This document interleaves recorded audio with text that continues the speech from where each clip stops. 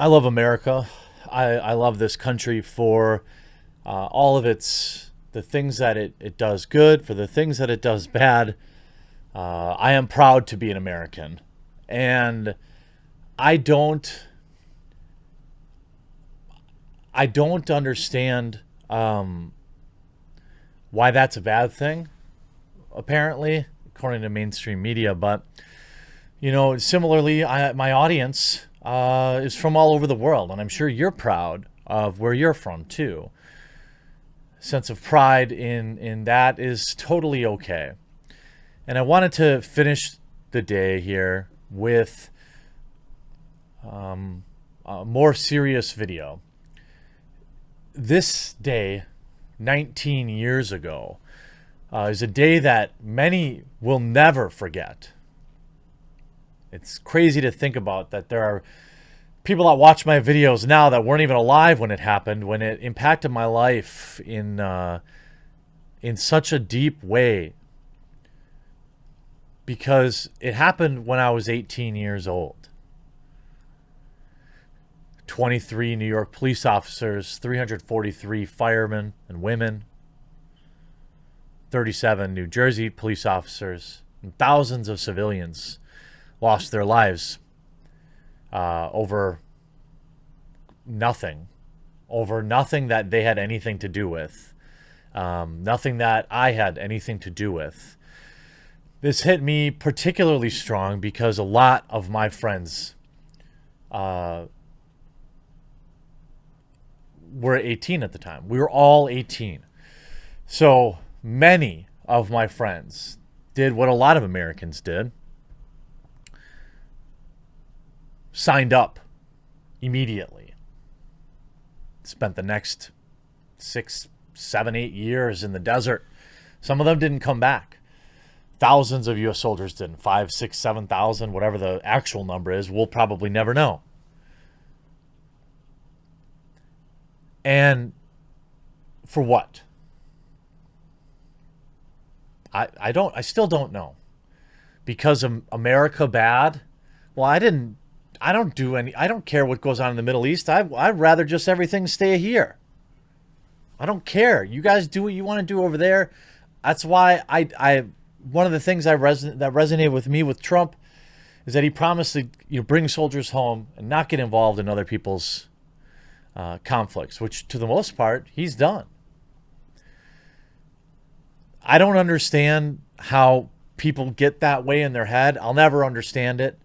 There will be people, pundits, who pretend to understand, but to get into a plane and fly it into a building, I don't think they planned on it falling, but still, those Flight 93, those brave passengers. I remember I was going into work that day, and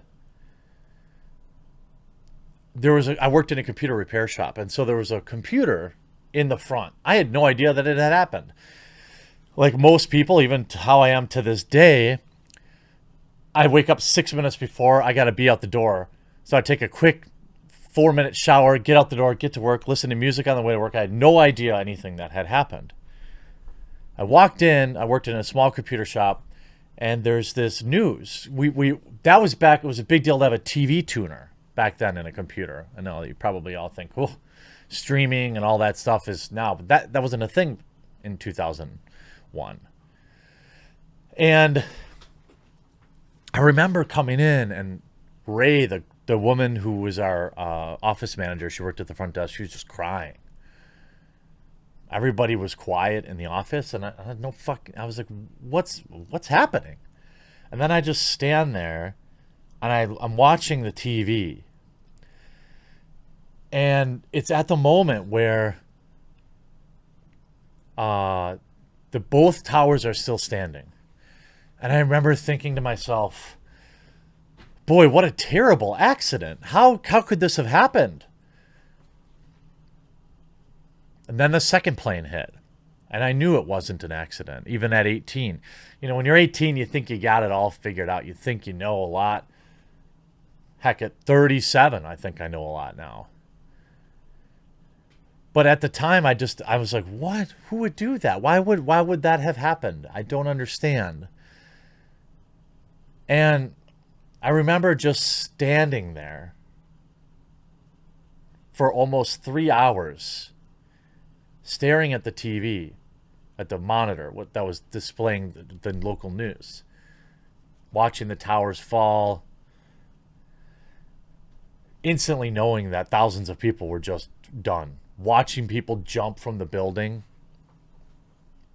because the choice was to burn or to fly. I mean, they had no choice.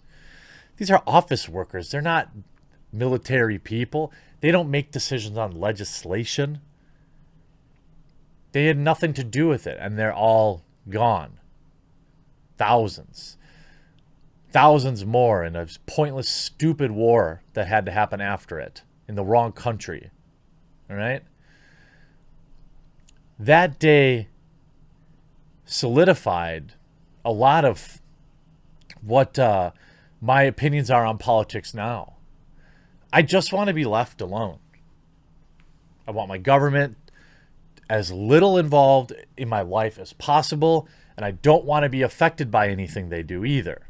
Keep my roads up, keep my bridges good, keep the citizens safe, and in general, piss off. That day, I remember thinking, like, why do these people have to die? They're mad. What, they're mad at our government, so they just did. I don't understand. And then as the years passed, I started to understand a little bit more about how this type of thing works. This really, once, the first thing that happened to me was I immediately disavowed religion because I thought no God would ever let this happen. And also that, look what religion made these people do. They think they do this, they're going to go have 37 women or whatever. What? And I was on that, kind of that journey that I was like, you know what? Religion makes people do some stupid stuff. The citizens didn't deserve that. All the soldiers that signed up afterwards, many of my friends did. If I was not enrolled in college at the time, I probably would have signed up too. All my friends were doing it. I didn't want to lose my friends. And I just think it's important to always remember. I know the hashtag never forget is a meme. And of course it's okay to make jokes and whatever. It is what it is. But I don't ever want my country getting involved in anybody else's business like this, because the citizens are the ones that have to pay the price. Our brave men and women that enlist have to pay the price, while politicians sit in complete safety from it all. I just want to say that I'm proud to be an American. I'm proud of our servicemen and women, and I think it's important to honor those that lost their life on that day and in the subsequent conflicts afterwards. I hope nothing like this ever happens again, but I would be lying if I really thought it wouldn't. Life is short, and sometimes unexpected things can happen. And on this month, which is Worldwide Self-Deletion Awareness Month, think about that, and value your life, and value the opportunity you have to live your best life. Maybe that doesn't mean fortune and fame. Maybe that doesn't mean you're a big boss man, but you can live your best life in a lot of different ways. You can be a great family man. You can be a great friend. You can be that person that helps out in the community. You can be a great pet owner. You can help facilitate hobbies. You can volunteer. And no matter how bad anyone has it, you can still live the best life that you've got. And I hope that you do, because you only get one. I hope you enjoyed this video. I appreciate you all. We'll talk to you again real soon.